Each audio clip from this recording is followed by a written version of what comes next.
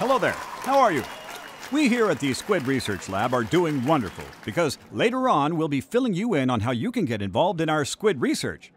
But first, it's our job to present to you our findings on the ecological curiosities of this fascinating squid creature.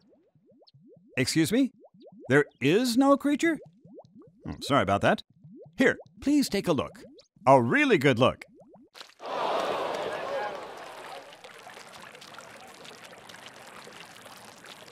See? A little squiddy.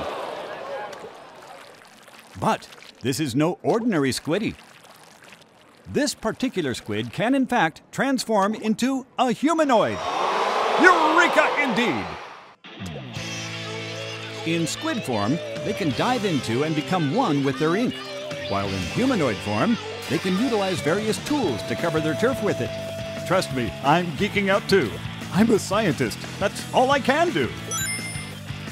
While we have officially named this breed of squid the inkling, we prefer to just call them squid. Unsurprisingly, they each have a gender. There are inkling boys and inkling girls. And like more common squid, they can alter their appearance at will, including skin tone and eye color. For some reason, though, their hair-like tentacles seem to change color automatically in combat situations. Another curiosity. These squid apparently gain the ability to transform into humanoid form at the age of 14. In this bipedal form, their stubby legs move relatively slowly. But as a squid, they can swim through ink at high speeds. It's hardly worth comparing. They swim at nearly twice their running speed. This affects jumping too. The height they jump is equal in both forms. However, if they build momentum before jumping, their distance will significantly increase. Despite everything I know of gravity, matter, and science in general, they can also swim up walls when submerged in ink.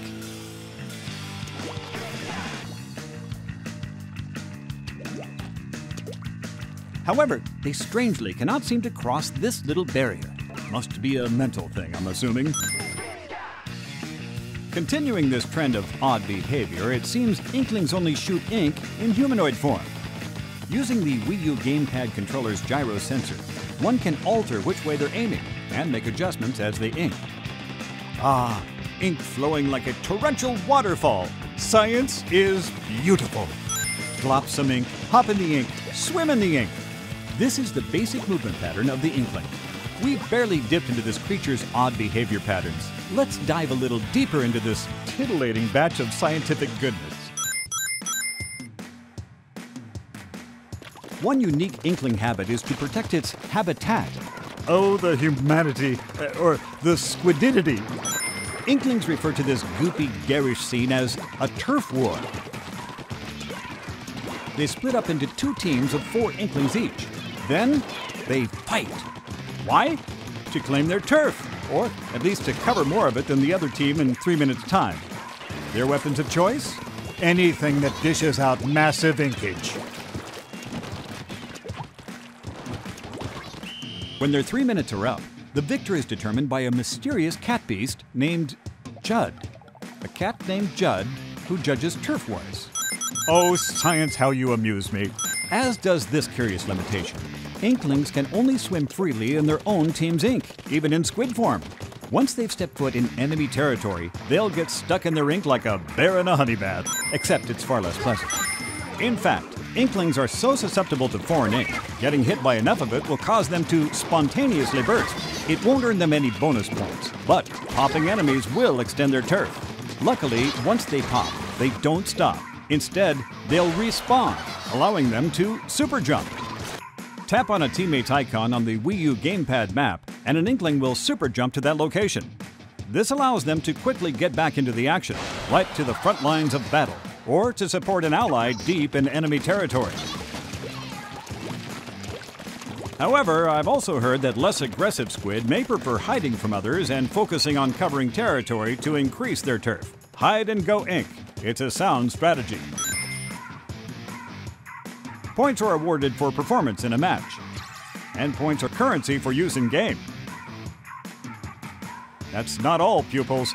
Your points also determine how fast you level up. Fascinating. Squid are all about happening events, especially turf wars. And here are a few spots you'll find them.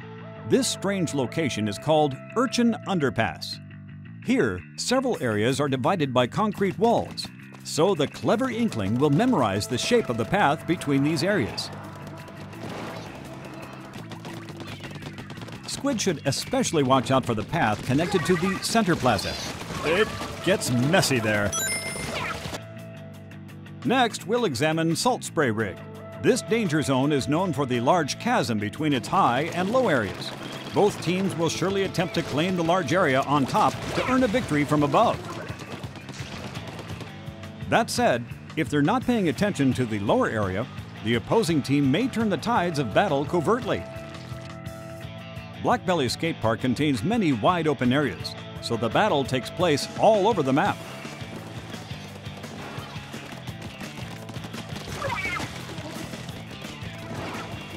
It's a race for ownership of the center platform. If a team can manage that, they should be able to manage a win by controlling the higher ground. Walleye Warehouse is a close quarters map. Teams are locked in a tug of war on two sides of a series of obstacles. Arowana Mall jams both teams into a narrow area for intense matches. Looks like turf wars can break out just about anywhere. Like my chronic rash. Oh, yeah, right there. Moving along. Although Inklings are mere squid, I must say they are extremely fashionable.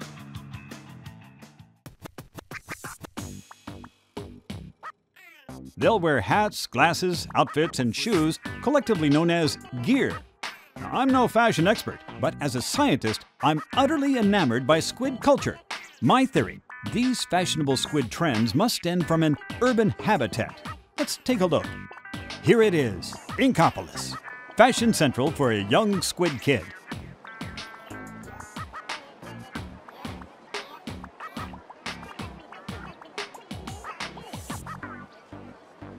Inkopolis is home to various shops, like a weapon shop and a clothing shop, each one owned and operated by a charismatic shopkeeper. Now, take a look at that tower in the middle. The shopping area next to it is called Base. Here, each shopkeeper represents a different section of marine life.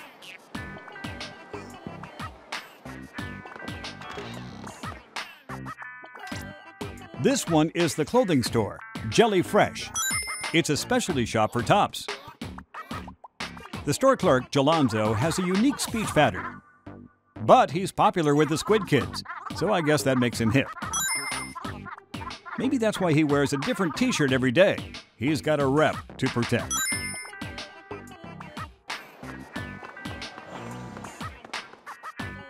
Next up, the shoe shop, Shrimp Kicks. This store is devoted to the fashion of footgear. The store is owned by Krusty Sean, the tiger prawn. He loves shoes so much, he wears a different shoe on each of his 8 feet.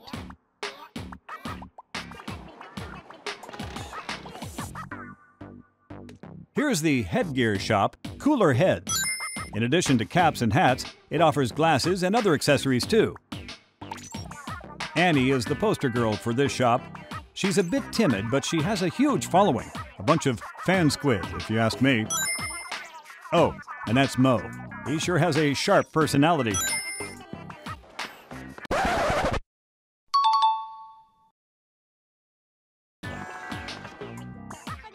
And finally, this is the weapon shop, Ammo Nights. The store owner is Sheldon. This horseshoe crab is pretty much obsessed with all things military. Get him talking shop and he just won't stop. But his knowledge of weapons is definitely top-notch. A word of caution, however. My research assistant tells me that the variety of weapons and gear available at shops will improve as squid level up. Next, I'll lecture on some weapons his shop carries.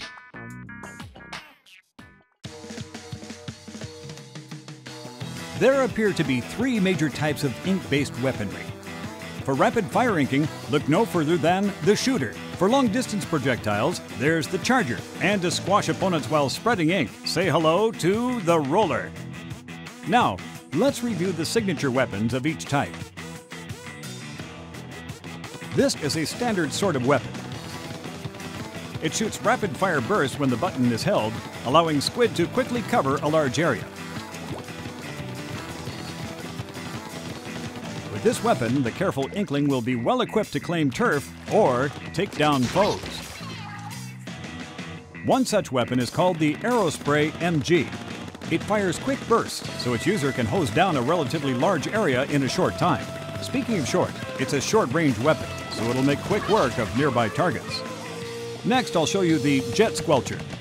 It has the longest firing range in the shooter category, making it a fairly effective sniping tool. The last shooter of the day is the Blaster. It shoots bullets that explode into ink. Enemies may be caught in the blast, but a straight shot will easily wipe them out. Next, let's examine the Charger.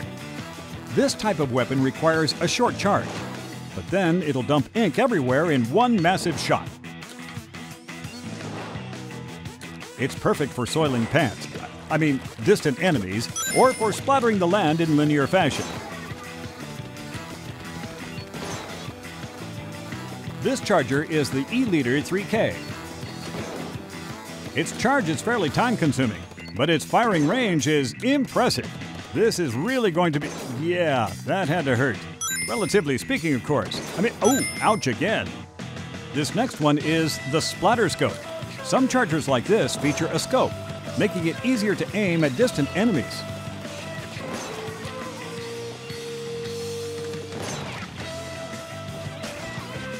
Last, but definitely not least, the Roller is a great weapon for advancing forward while marking turf and steamrolling opponents. Shake the roller and it will spread ink all over, splooshing any foe in an Inkling's perimeter. Sploosh. The Dynamo Roller is a prime example. It's a tank of a roller that chugs along slowly while deflecting incoming fire when shaken. Splish! Splish! Splish! Splish! The three types we just showed you are all main weapons, but there are sub-weapons and special weapons too. Together, a main weapon, sub-weapon, and special weapon make a set. To Squid, selecting a weapon set that suits one's battle style is of pinnacle importance. Sub-weapons consume a relatively large amount of ink. The amount depends on what type is used. There are 9 sub-weapon types, including some gadgets and support tools that have the scientific community geeking out. One fine example is the suction bomb. It sticks to walls and other surfaces, exploding shortly after. Now, for a different thing that goes boom, try the burst bomb. It may not be as powerful as others, but it explodes on contact and uses less ink, allowing an Inkling to throw them in rapid succession. The point sensor is a support tool. It doesn't attack, but it does locate sneaky enemies and shares that information with all teammates.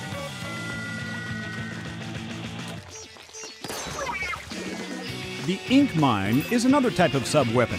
It's invisible to opponents when it's on the ground, detonating after a certain amount of time, or automatically when enemies pass by. The Squid Beacon is handy too. Set one down and teammates can super jump straight to it. And finally, the Disruptor doesn't damage rival Squid, but it will slow them down a bit and lower their abilities as well. Special weapons are perhaps the most intriguing of all. They can only be used after filling up a gauge by covering the ground with ink.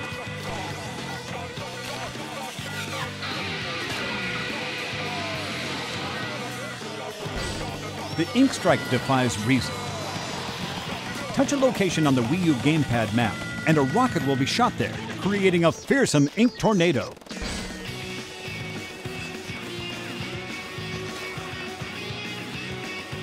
The Echolocator is great for locating enemies. For a limited time, it allows an entire team to see their foes' locations. The Bubbler is pretty self-explanatory. It creates a protective bubble that deflects enemy attacks. Get near a teammate, and they'll get bubbled too. And finally, the Kraken can turn an Inkling into a giant invincible squid. For a while anyway. So, Release the Kraken! Let's see. A main weapon, a sub-weapon, and a special weapon. It seems squid always go into a turf war with a set of these weapon types. But squid battling proficiency isn't just about weapons. Let's take a look at the area outside base to find out more. Inklings like to gather here because they're drawn to happening events. These particular squid are other players encountered online or via Miiverse. But if Inklings are one thing, it's fashionable. They've developed several brands of couture and enjoy mixing and matching styles to create their own unique look. Studying the different types of gear squid use offers some fascinating insight into their strategies. If a squid sees something they like, it can be special ordered.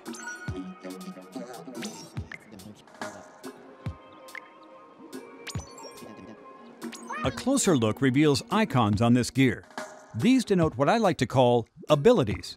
Each piece of gear comes with abilities that can power up an Inkling.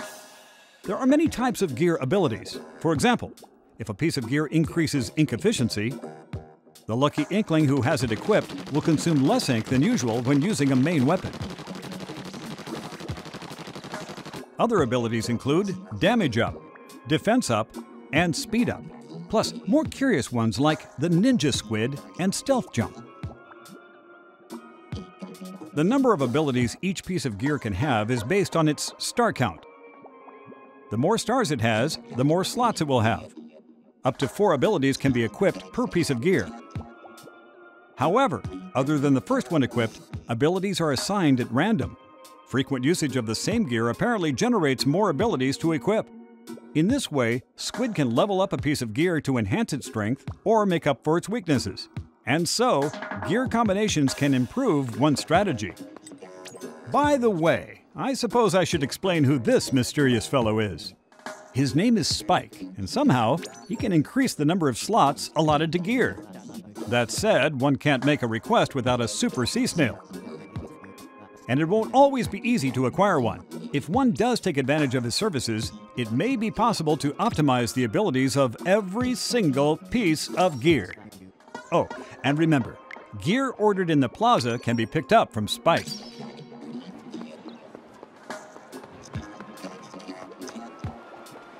Wait, did you see that? It looked like a peculiar old man was peeking out from that manhole. Or a squid hole? Aha! Let's see what happens. Oh my! Science, you've outdone yourself! Who could have imagined something like this existed underneath Inkopolis? I've heard this old manfish's name is Captain Cuttlefish. Likes ordering Inklings to battle with octopi, it seems. And maybe it's the outfit, but that Inkling actually seems to be taking his orders and prepping for battle. Man, squid really are suckers. What's this? A tea kettle-like thing? If my calculations are correct, and I assume they are, that tea kettle is somehow connected to the octopi nest. No, you brave fool! Don't go in! Science tells us that the natural nemesis of the squid is the octopus, or in this case, the octarians. But octopi will do. It seems that Captain Cuttlefish has ordered the Inkling to take back a zapfish stolen by the octarians.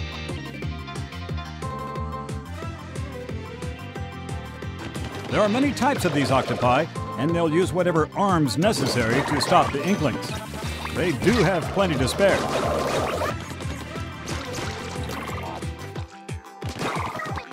Just look at all those gadgets, and gizmos, and thingamajigs. To survive them, Inklings must shoot ink in human form, and use their squiddy navigation prowess to circumvent them. Sneaky little suckers.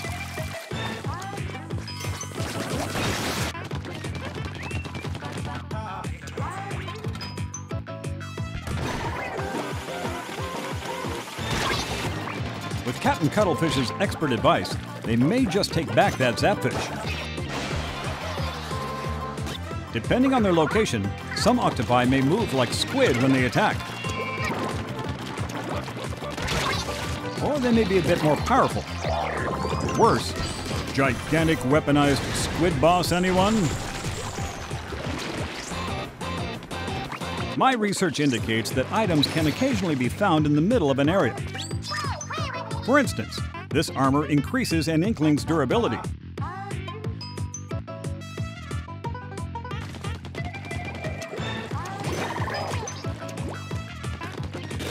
Looks like there are other helpful items too, like the bubbler or other special weapons.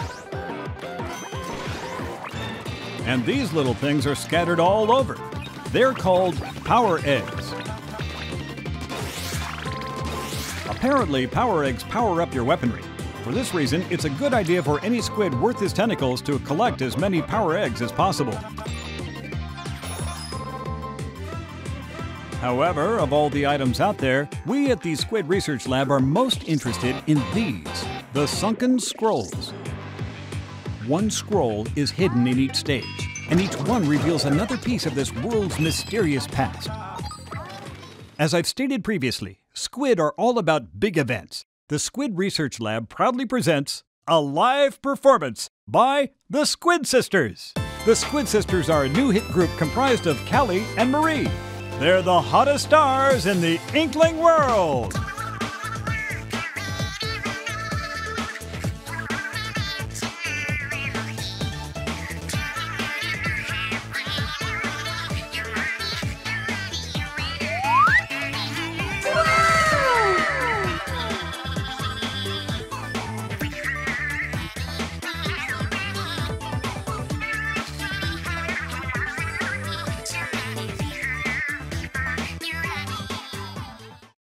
And I'm back.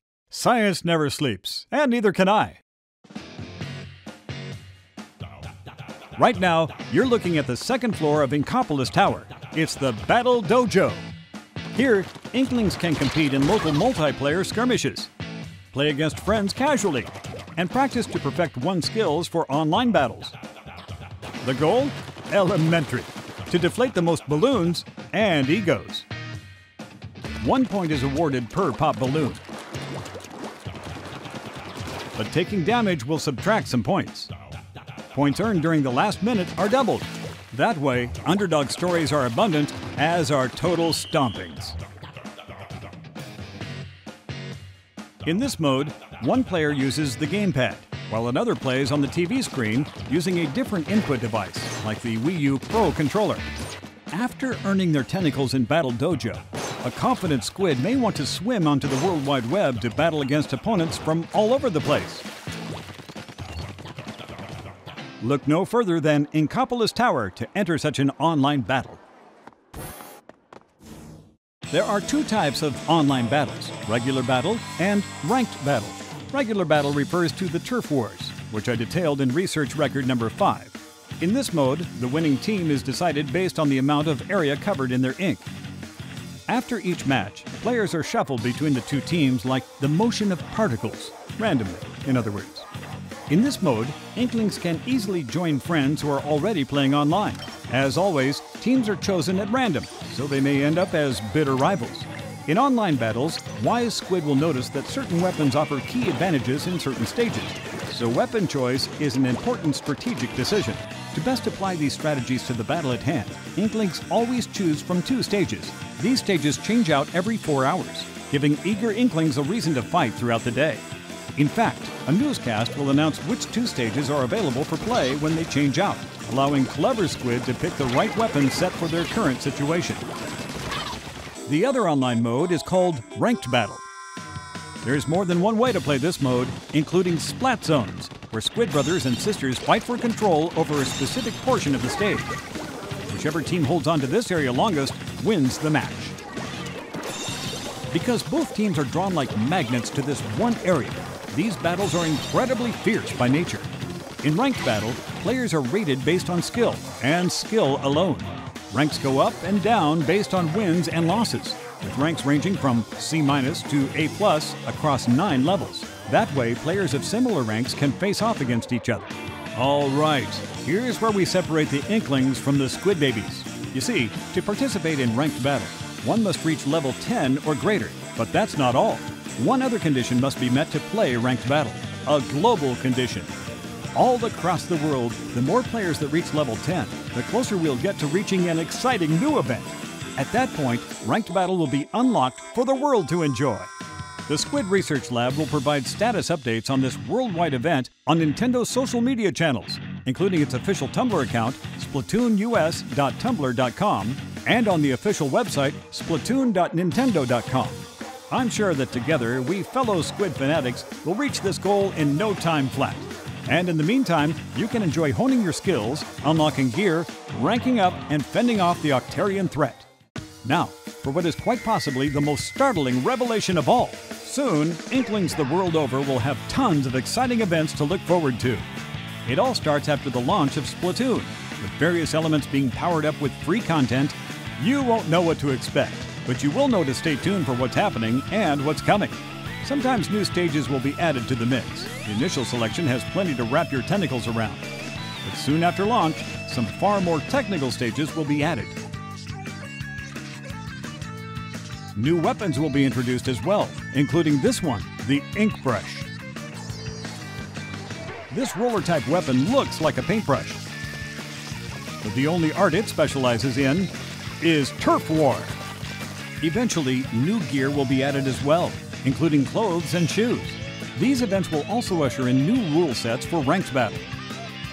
The next to arrive is called Tower Control, and by science is it interesting! Stand on the tower in the center of the stage, and it will start moving on a rail toward enemy territory. The team who pushes through the tower and to the goal first wins. Sadly, the poor Inkling on the tower will be a constant target for the opponent team. Such is fate. The squid on the tower must be punished for his actions, and his allies must protect him. Natural selection at its finest. Ranked Battle will also receive a third rule set called Rainmaker. So far, my research is inconclusive, but they must have called it that for some reason. Making it rain, baby! Making it rain! Oh yeah! Moving along, August is when the competition really heats up with a major event. This new event will add in 2 additional matchmaking options as more and more players master the strategies, weapons, and stages of Turf War and Ranked Battle. The first allows 4 friends to team up and search online for another team to battle against. And the second option will gather 8 friends together to wage custom online battles, enabling players to choose any stage and any rule set they want. This will be perfect for settling old scores or starting up new rivalries with seasoned Squid buddies. Sounds tasty. As you can see, there are tons of exciting events coming post-launch.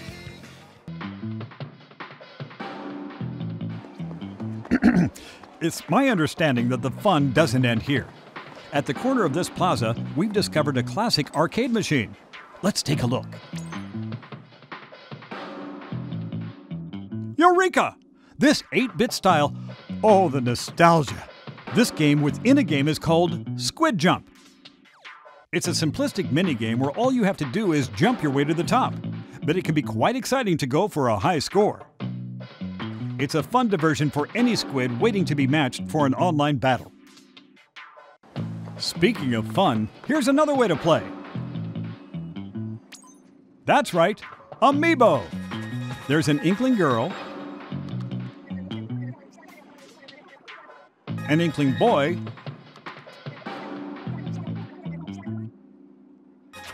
and an Inkling Squid Amiibo too. Each one offers 20 different missions. The Inkling Girl offers charger challenges, where you take on stages in Octo Valley with only a charger. The Inkling Boy provides roller challenges. And the Squid Amiibo delivers a formidable mix, both Kraken challenges and limited ink challenges. Sounds challenging. Upon clearing missions, you will acquire special gear. And if you complete all of the missions, you can unlock an additional minigame. These minigames can be swapped and played at any time, or while you're waiting to be matched.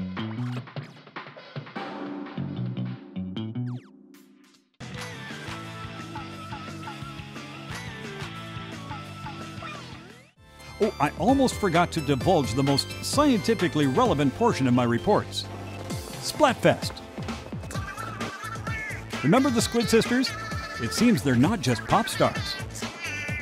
They're also the host of a news program that announces events that add in new maps and break battle-related news, including Splatfests.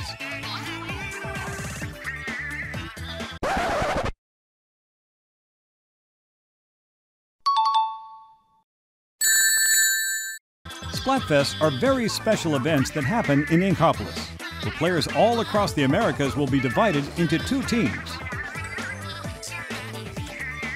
Players ally themselves with one of these 2 teams and battle it out. When the ink settles, the winning side will be determined based on the results.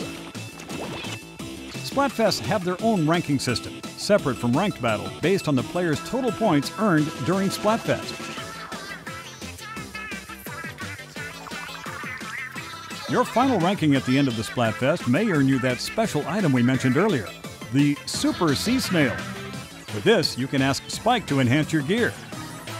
The first Splatfest will take place from Saturday, June 20th at 6 a.m. through Sunday, June 21st at 6 a.m. Pacific Time. The theme is, which do you like better, cats or dogs? Squid is not an acceptable response, sadly. The real question is, are you Team Cat or Team Dog? If you belong to the winning side, you'll be rewarded with a Super Sea Snail. Remember, Splatfest happens on an irregular basis, so stay tuned. Well, it seems we're reaching the point where the human mind simply cannot handle any more squid-related info. However, I expect you all would like to know how you can conduct your own research. So I have one more major announcement. Thank you. Thank you very much. The Splatoon Global Test Fire is happening. Nintendo is holding a special event, a global celebration for science that will give players a taste of the action before Splatoon releases. After this announcement, we'll release a free demo version of this Splatoon Global Test Fire on Wii U.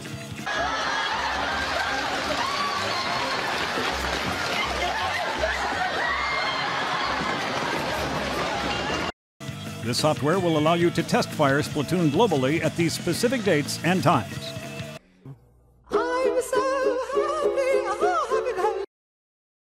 Speaking of, during this event, Nintendo will be hosting a live stream where staff from the Treehouse will play the game. But they're not the only ones playing. Researchers from our lab will join the battle wearing a lab coat costume. So if you see one of us in your match, it might be me. So take it easy. Apparently, players who pre-order or purchase Splatoon at GameStop will receive a code for 2 Splatoon DLC costumes for use in Super Smash Bros. For Wii U. This offer is available for a limited time. So don't miss your chance, and stay tuned for more info. I'm making a mental note now.